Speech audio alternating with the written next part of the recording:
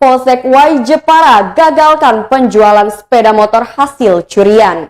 Polsek Y Jepara berhasil menggagalkan penjualan sepeda motor hasil curian. NN berusia 45 tahun berhasil ditangkap. Diduga berupaya menjual sepeda motor hasil tindak pidana pencurian.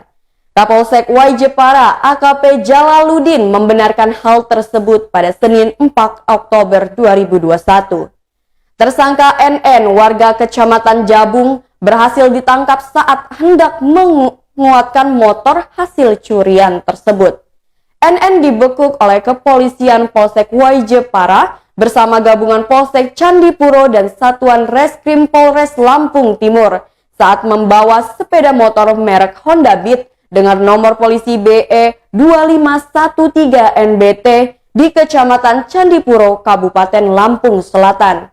Ia mengungkapkan sesuai hasil identifikasi dan penyelidikan, motor tersebut merupakan hasil curian. Kendaraan bermotor merek Honda Beat dengan nomor polisi BE 2513 NBT tersebut diduga merupakan hasil tindak pidana pencurian di Kecamatan Y Jepara, Kabupaten Lampung Timur. Diketahui saat ini NN dan barang bukti sepeda motor Beat tersebut diamankan di Polsek Y Jepara.